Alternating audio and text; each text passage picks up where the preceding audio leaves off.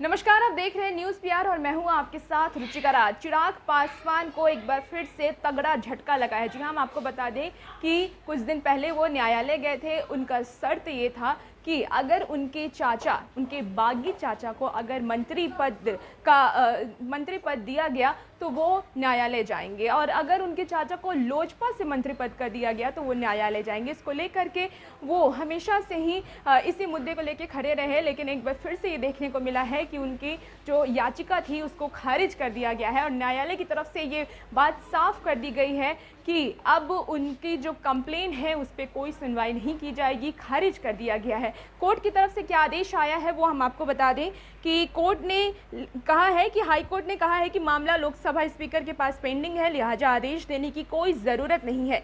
बता दें कि चिराग पासवान ने लोकसभा स्पीकर के फैसले के खिलाफ हाई कोर्ट में अपनी याचिका दाखिल की है। तो आपको बताएं कि चिराग पासवान हाई कोर्ट में इस याचिका को रखे थे कि अगर एलजेपी से उनके चाचा यानी कि पशुपति पारस को अगर दावेदारी मंत्री पद की दी जाती है तो वो न्यायालय जाएंगे। देखना कहीं ना कहीं ये भी होगा कि चिराग पासवान अभी अकेले हैं। जब से चिराग पासवान यानी कि जब से एलजेपी की पार्टी टूटी है तब से चिराग पासवान कहीं ना कहीं अकेले पड़ गए हैं, क्योंकि उनके पापा के निधन हुए 1 साल भी नहीं हुए और उनके चाचा ने उन्हें धोखा दे दिया। 5 सांसदों के साथ वो अलग हो गए और अपने आप को राष्ट्रीय अध्यक्ष बताने लगे। उधर चिराग पासवान कहते ये नज़र आते हैं कि मैं राष्ट्रीय अध्यक्ष हूँ, मेरे चाचा राष्ट्रीय अध्यक्ष नहीं हैं।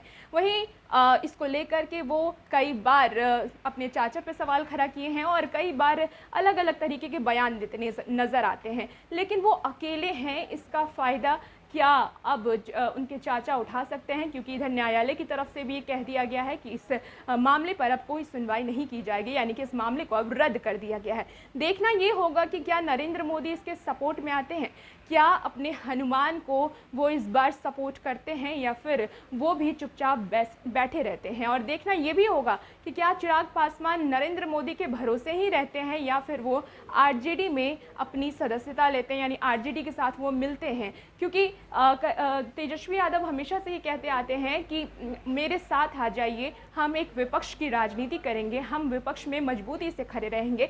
और वो ये भी दावा करते हैं कि 6 महीने में सरकार गिरा देंगे। तो क्या अगर चिराग पासवान तेजस्वी के साथ जाते हैं तो क्या सरकार गिर पाएगी?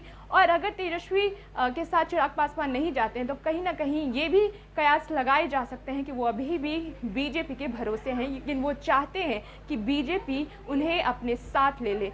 लेकिन आगे क्या होगा ये तो देखना होगा। लेकिन अभी खबर यही है कि चिराग पासवान जो न्यायालय में अपनी याचिका डाले थे उसे अब न्यायालय रद्द कर दिया है। और वैसे ही तमाम खबरों के लिए हमारे साथ बने रहें, देखते रहें न्यूज़ पीआर। नमस्कार।